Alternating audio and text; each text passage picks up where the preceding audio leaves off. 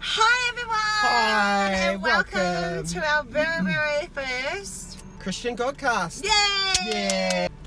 I'm her brother Marsh. And I'm his sister Tarsh. Yeah, and this is our first Godcast. So today we're heading out to pick up our first Christians. So it's the journey of picking them up and going to get them something to eat, where we'll be talking about how Jesus has impacted their lives. Hey, we're here.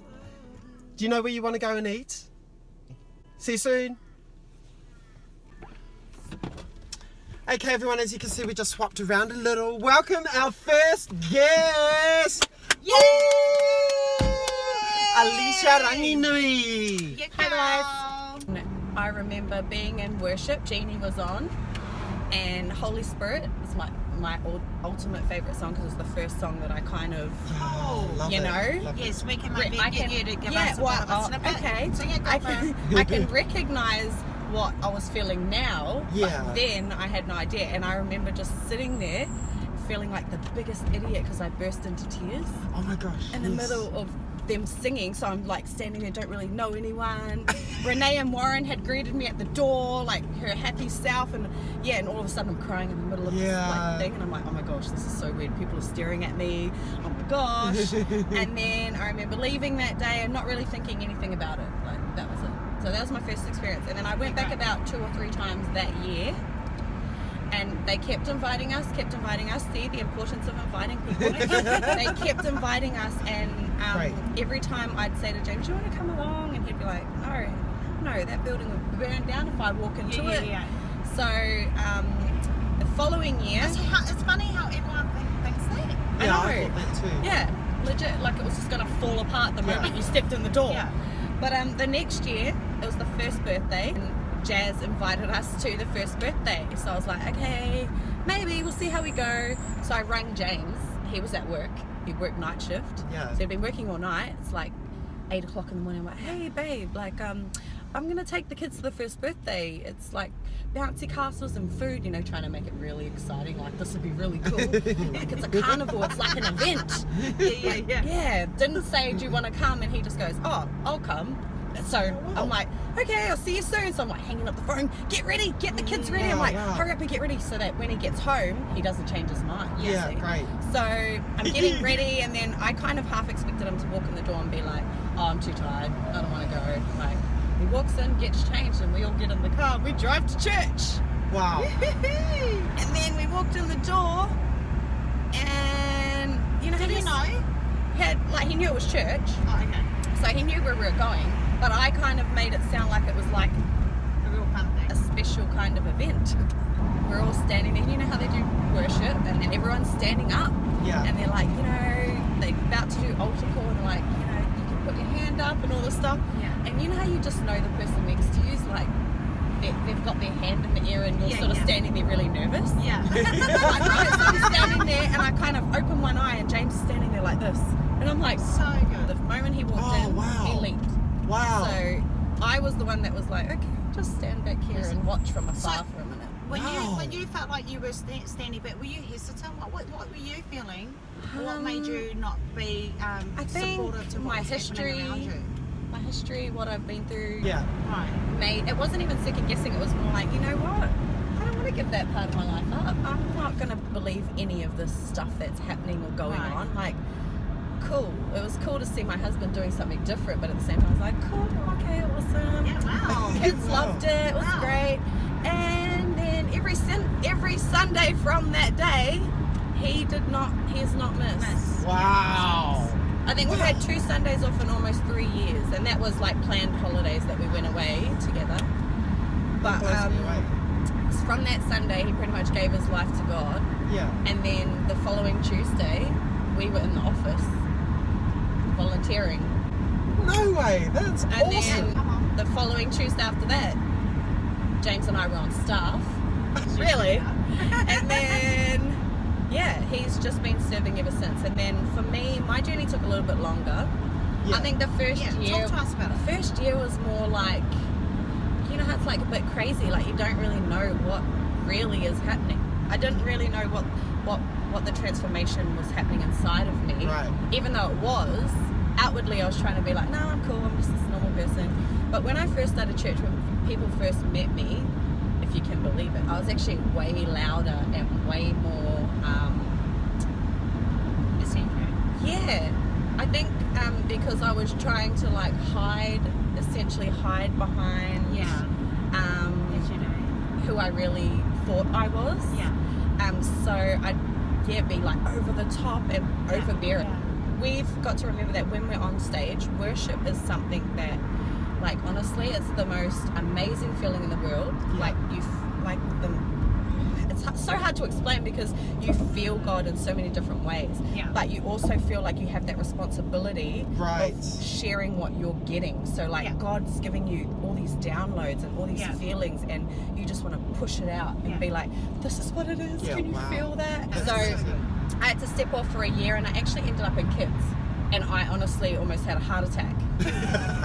No, not joking. I ended up having to lead a team of kids, and the funny thing is they say God puts you where you don't want to be, right? God will put you where if you say out loud, I don't want to serve there, God's going to put you there. So just be mindful of what you put out into the universe, because God's listening. So anyway, this whole time I'm on worship and doing all this stuff, I'm like, no, I don't want to be in kids. Who wants to be in kids?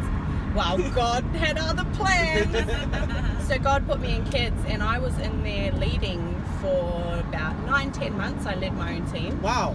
I know, and honestly, the first 3 to 4 months I was very bitter. Yep, okay.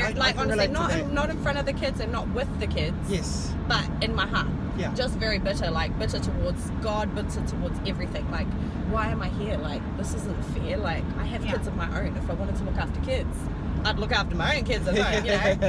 And then literally the kids started loving me as a leader. And then I remember people always telling me, like, God won't move you into the areas he needs you until you start wholeheartedly serving in the other area that you didn't want to be in. Because he's still working within you. Exactly.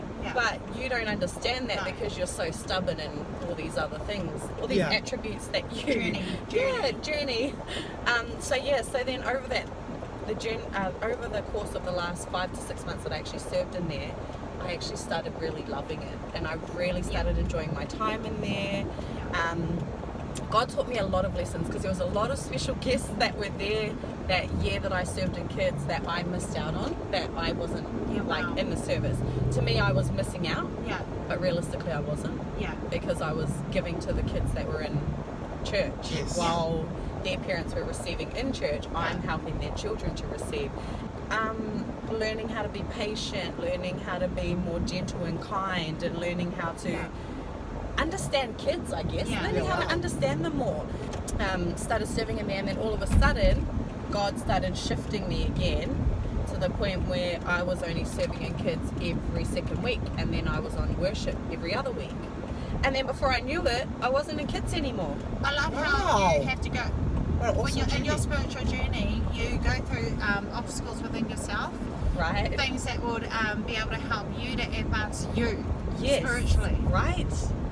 So I feel like my first year and a half to almost 2 years was probably real. It was very much a journey for me, like getting rid of a lot of the stuff that I held on to, things that I thought I could control. Yes. We all think we control our lives, but realistically we don't. Preach it, girl. You can think you do, but you don't. You can keep trying to pretend that you do too, but you don't. So this is what we all learn. This is it. We do everything in God's strength. We never do anything in our strength. Well, we find out at the end that we do everything in God's strength and not in our own, because it never works out like that. No. If we want to get the best out of ourselves, it's best just to leave it up to God and allow Him to pave the way for you. And I must say, the more you struggle against, the more you struggle against, it's called friction. the more and the longer you will be there for. and the less That's time right. you get to actually enjoy the life that He's given you. Yeah, to be that's so honest. true. Yeah. Because you're too busy learning your lesson. Like you're legit sitting in this like, oh no God, I'm going to do We're it my laughing because we've all been way. there. Everyone goes there on their journey, okay? But seriously. It's a blessed journey, so It's don't let us put you very- off. It is a No. very, very blessed journey. I can know. There's so much that you can get out of it. That's only like a snippet. It's like a small snippet. We'll revisit the last snippet Yeah. after. Where did we landed at food? I think you should show them where we are. All right. So, Old hangi pit. yeah. So next step would be so I was back on stage, back on worship. I was pretty much serving everywhere actually. Worship, AV, kids, and hospo. I think I actually got baptized the end of the first year of church. But again, I was still going through a journey, so I felt like when I got baptized, I didn't really understand quite the reasoning behind me. I knew why I was doing it, Yeah. but it didn't really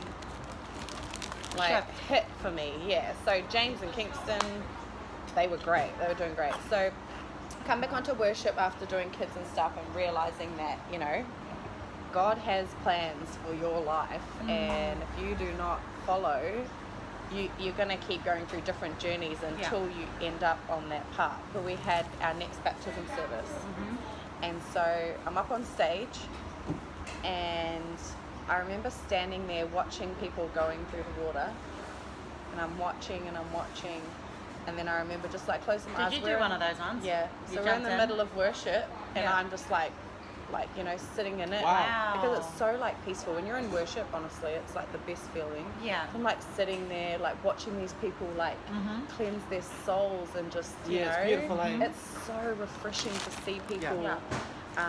doing it. So anyway, I'm watching worship. I'm right there. The pool's right in front of me. I'm on stage watching, and I take a moment. You jump on the stage. Yeah, take a moment, almost. I tried to. I would have done a bomb if I could. But that's probably not appropriate. Anyway, so I'm like standing there, and then I kind of close my eyes for a minute, and I'm like in worship, and then God just says to me, now. My outfit's on point, my makeup's great, and you want me to get wet? Yeah. Like, I think it was like Jeannie or someone sitting next to me. I chucked the microphone to her, and I sort of just walk off the stage, and they're like looking at me like, hey. But this time it was more like, no, this is for me, this is for myself. I didn't realise I was crying before I'd even got to the pool. Oh, wow. So I must have been in line, and I'm not realising that I'm actually, but it wasn't a sad cry, it was more like a release, like Yes, I get release that. of like negativity and energy that had been stored up. And then by the time I got in the pool, I looked a mess. They're talking to me and asking me, do you want to give your heart to Jesus, blah blah, and I just remember feeling this overwhelming feeling of yes, I'm actually ready now. Yeah. Like after that year and a half, 2 years of just like it being everywhere, Long time. I'm actually ready. Like yes, I'm ready.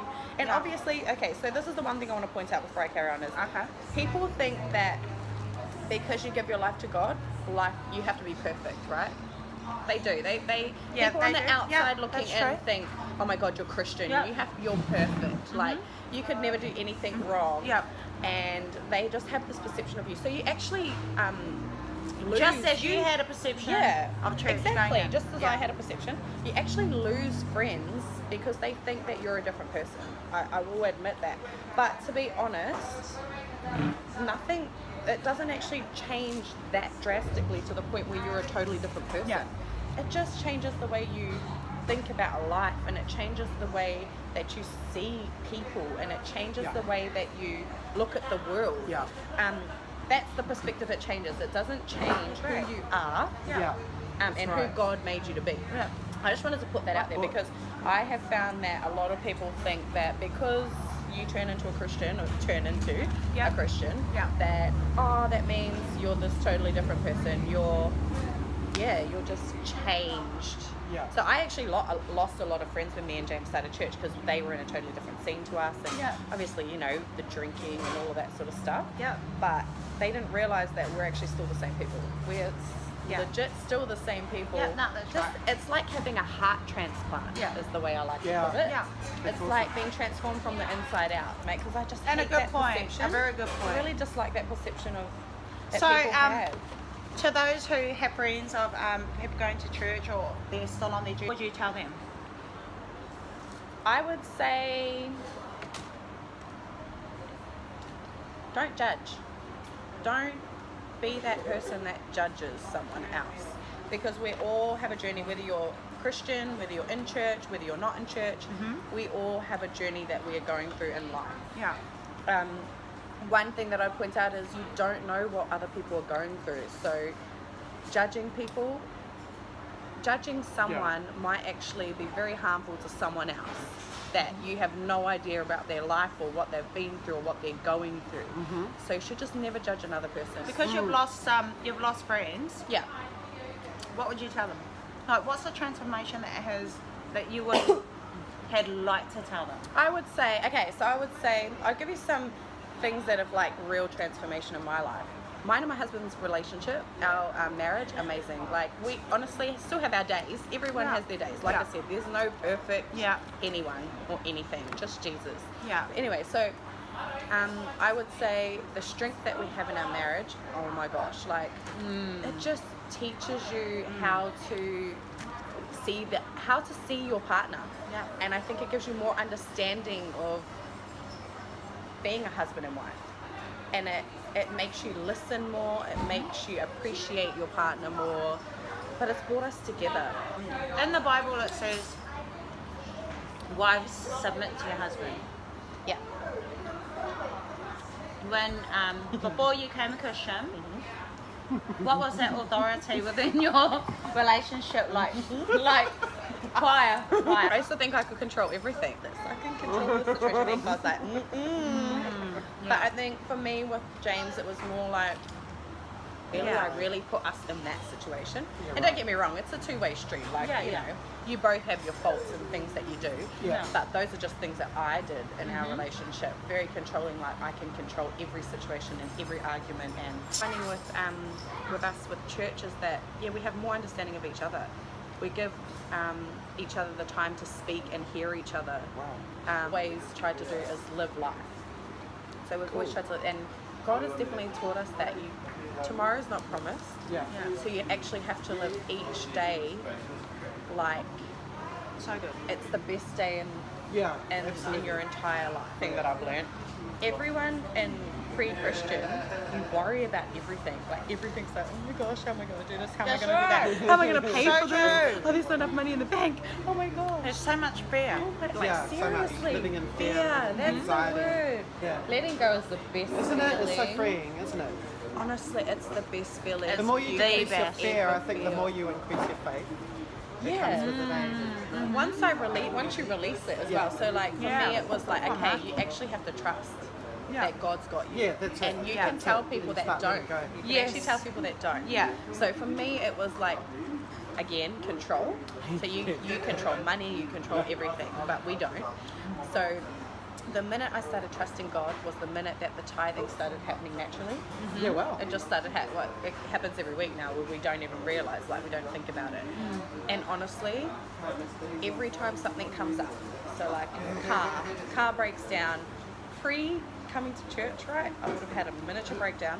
I would have been on the phone to everyone and anyone that I could have to help me fix the situation, because I am going to fix it. Basically, we just give it up to God. So I'll give that to God and be like, you know what, God? You tell me what you need me to do. You show me what I need to do from here, and we'll do that. Yeah. Then before you know it, I'm not even jokes. This is not even a lie. The next 5 minutes of your life, you'll get a phone call, or someone will pick you up, or someone will be like, hey, do you want to borrow the car for the week? Yeah. Or, hey, do you want to do, hey, I've got a spare car. Hey, and you're just like, see, God's got me. But that's what it's like. It might not happen the same day. It might happen the next day. But the less fear you have, and the more you just give it to God and let Him create a way for things to happen. Yeah, good leash. Honestly, but your soul feels better for it. Yeah. That's one thing God gave me. I feel like He gave me, I'm honoured to have like this gift of friendship, and being able to share with other people and help other people. Okay, so Alicia, what is the one thing that you would love to end with us? A first-time Christian in my family. James is a first-time Christian in his family. So no one in our family has ever attended church, given their lives to God or anything like that. The life I grew up with is nothing compared to the life that we are building and creating for our children. So I get to leave this earth knowing that my children know God, knowing that their children will know God, and knowing that that's a legacy that it's like more than I could ever have asked for, to be honest. Especially the life I grew up in. Typical Māori family, drinking, smoking, drugs, all that type of stuff. To end up here at 18 years old with a baby on our own, and to end up 10 years later in church praising God with our 3 children, married, and investing in our children's future and their lives, and just building a new generation. We're building something different for our family. Yeah, that's awesome. So what we knew when we were children will be nothing to our children. Our children will grow up knowing that they're loved, wanted. They don't know any of the stuff that we grew up with. Especially all the, I think you touch on it too, Tarsh, a lot in your little videos that you do online, which are amazing. But people, I think, generalise those conversations as well. They talk about but it's not just Māori, but that's what we knew. That's what we grew up with. So that's what we knew as Māori culture. When it isn't actually our culture. It's what we bring to our culture. The drinking, the drugs, the parties, it all was normal. That's right. Insert normal. For us children to grow up that way. That's what I saw as a normal life. People punching on and having fights. Like it wasn't a party. It wasn't a party if it didn't end with someone getting hit. It always felt like we came here for a reason. We always thought we came here we were just going to make a better life for ourselves and stuff. Opportunity. Exactly, opportunity. Little did we know that it would be a platform to start building for the next generation in our family. You know? You think that you're going to leave them behind millions of dollars in a house and cars, and you're going to make them filthy rich, and this is what my kid's life is going to look like. But little do you know that really none of that stuff actually matters. I feel like they're going to be amazing kids. They are amazing children from the inside out. So I'm proud of that. I'm proud that my children are Christian. I'm proud that they know God, and I'm proud that they'll be able to pass that on to their children.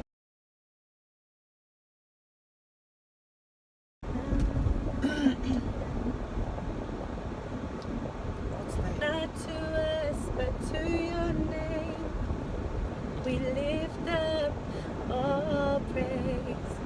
Not to us, but to your name, we lift up all praise.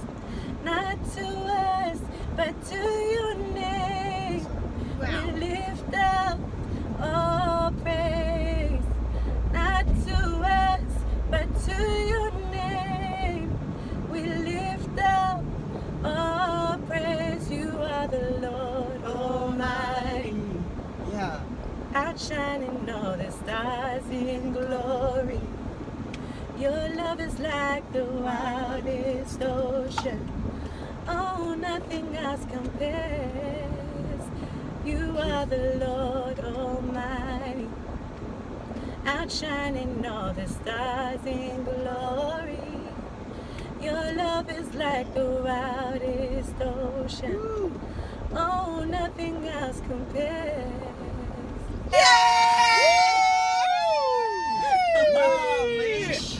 Oh, I was getting goosebumps. That was amazing. And I was dying to go, yeah, come on. I didn't want to interrupt. I just wanted to allow our audience to soak in your voice, your beautiful, talented voice. Oh, we just had a boom moment. Mind blowing. Mind blowing. The end of our transmission. Our very first Kai Kai's carpool. Yay!